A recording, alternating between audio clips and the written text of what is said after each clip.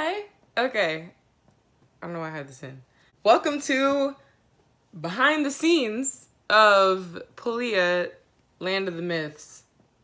I haven't made a YouTube video in freaking months, so this feels weird talking to people on camera. But anyway, let's get started with like pretty much behind the scenes, the making of Palia. Okay, Land of Myths. Okay, let's go.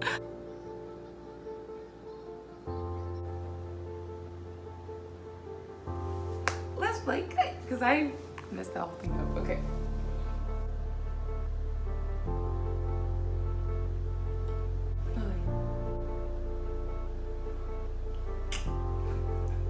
James Moyer, of all people. I mean, the kid didn't really scream, "I'm so happy," but for him to just, oh, I looked at the camera, didn't I? Yeah, okay.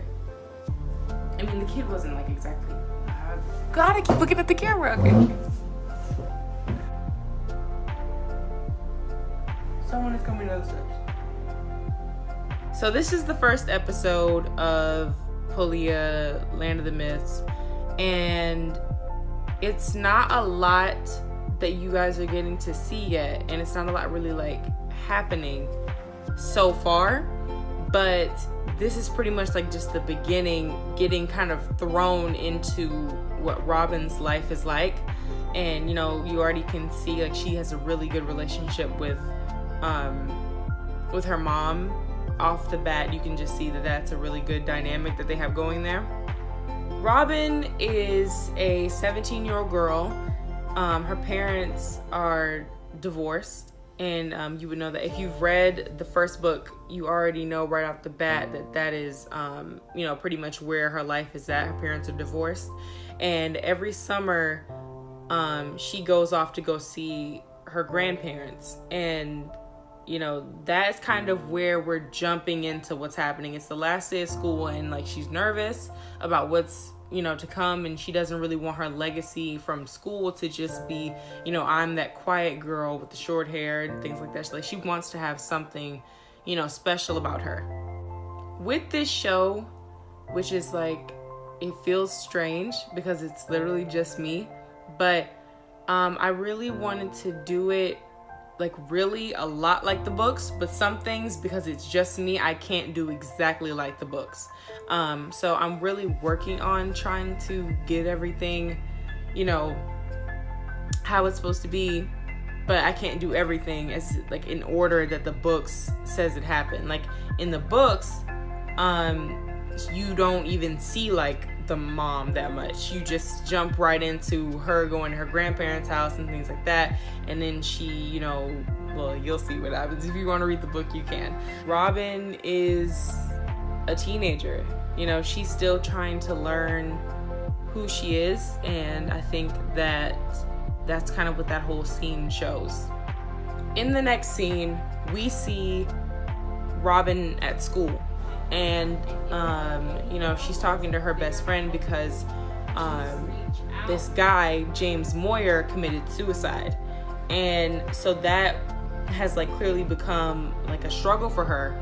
And I think, you know, the audience is going to be able to see that Robin has a history with him, like, and it's not really clear on why she won't like say that she has a history with him. It's not really clear on what the history was. It's just there that there is something more than what, you know, they're saying. And her friend asked her, her friend said, like, you know, why are you so upset about this? And she's like, oh, well, I didn't really even know him, so you're right, like I shouldn't be, you know, just that upset or whatever. It raises certain questions, because it's like, why is she lying? You know, she's lying about knowing him in the first place, and it's like, why would she lie about that? And then, you know, you see these flashbacks of them being like really happy together, and it's just like, okay, so like, why would he commit suicide? Why is she lying about even knowing him in the first place? It just raises certain questions. I decided to cut it to that, and then, you know, the scene with the, you know, jock who was being really, you know, jerkish and things like that, to show the dynamics between Robin and her other classmates and her other peers. She's clearly not the most beloved. She's kind of, you know, she's just not the one, you know, that everybody's just like, yeah, you know, like she's not like the popular one or anything like that. Then we skip to Tasha. And if you've read the book, you know who Tasha is. Tasha is giving a speech. And before that, you can see that she's having an argument with Sheila. And I think that it shows a lot more about like just their individual relationship and how she feels disconnected from her mom, as far as her not being able to show her mom that she's worthy. And she's screaming at her and saying, you know, I deserve to be the queen. And her mother treats her more of like a secretary than somebody who should be in the position of authority. And I think that really is going to cause a rift between Sheila and Tasha. And then you see Tasha, she's giving a speech to the people of Polia.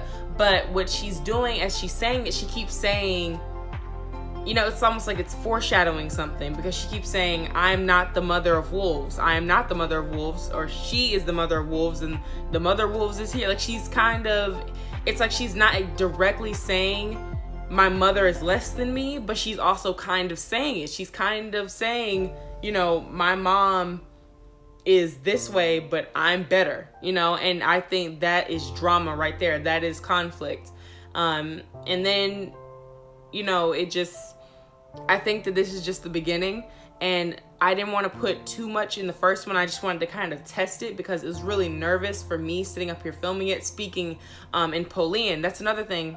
Tasha's speaking in Polian, but she's also speaking in Spanish. And this is something I will explain, because I don't know how well I explain this in the books. Polian is an individual language, but when Nova, which if you read the books, you know who Nova is.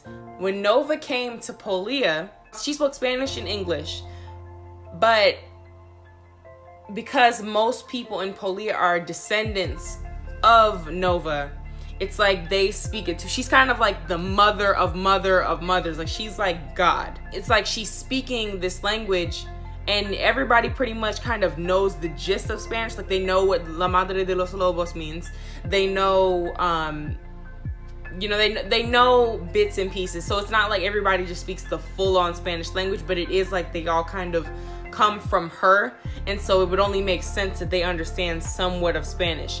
But Nova decided to create Polian, the language, as a way to speak with her followers and her descendants without humans being able to pick up on what she's saying.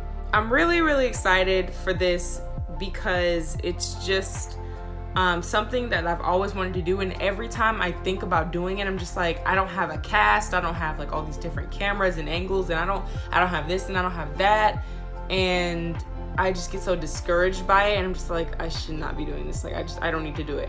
But I was just like, it's a story that is really close to me, and that I'm really passionate about, and I want people to be able to feel from this and, you know, learn their stories, and I want this to be, you know, out there. And so this is just gonna be a wild ride. And if you guys would like to read the book, the link is below, and I will see you guys next Saturday in a brand new episode of Polia, the Land of Myths. All right, bye.